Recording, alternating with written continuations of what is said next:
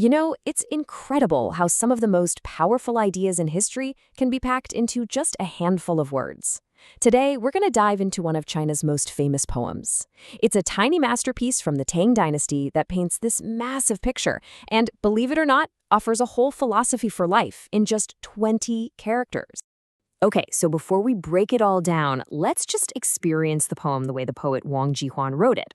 I'm going to read it in the original Mandarin. Now, don't worry about understanding the words just yet. Just kind of let the sound, the rhythm, and the music of the language wash over you. Here we go. 登鹳雀楼，白日依山尽，黄河入海流，欲穷千里目，更上一层楼.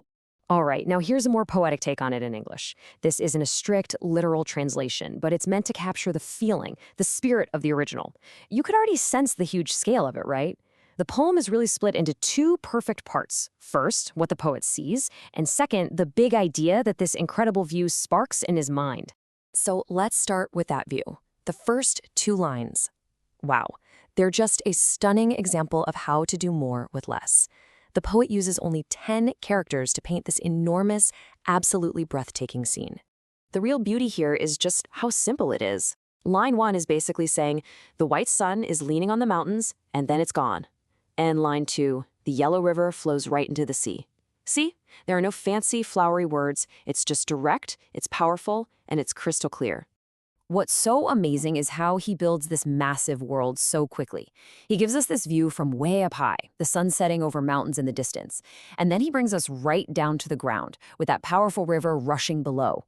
He's combining the far with the near, the up with the down. And get this, he's also showing the power of imagination. From where he was standing on Stork Tower, he couldn't actually see the river join the sea hundreds of miles away. No way. He sees it rushing towards the horizon, and his mind's eye finishes the journey. It's this perfect blend of what's really there and what he can envision. And that incredible view, well, it triggers an equally incredible thought. This is where the poem pivots. It makes this jump from the physical world outside to the world of ideas inside the poet's head. So when you see a horizon that seems to go on forever, this raw display of nature's power, what does it make you realize? This is the moment the poem goes from being a beautiful description to a timeless piece of wisdom. So here's the poem's core logic, and it's just so simple and profound. First, you've got the goal, the desire to see for 1,000 miles. Of course, that's a metaphor, right? It's about wanting to understand more, to see the bigger picture. And the method? Well, it's beautifully direct. Go up one more level. If you want a wider view, you have to climb higher. It's this timeless call to action for absolutely anyone who's looking for more knowledge, for personal growth, or just a new perspective. But you know, this wasn't just one guy's personal breakthrough. This poem got so famous because it perfectly captured the entire mood of its time, the High Tang Dynasty. The High Tang was this golden age in China. It was a time of huge confidence, of ambition. People were optimistic. Culturally, things were flourishing. So this poem, with its grand vision and its ambitious, forward-looking message, well, that is the spirit of the High Tang, boiled down into just 20 characters. It's all about pushing boundaries and always reaching for that bigger horizon. And just on a technical level, the poem is a little marvel of structure. I mean, look at those first two lines. They're like perfect mirror images. The white of the sun is paired with the yellow of the river.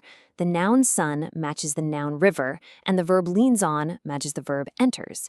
This super tight parallel structure isn't just the poet being clever. It actually creates this feeling of balance and harmony, which makes the whole grand view feel even more complete. So why are we talking about a 1,300-year-old poem right now?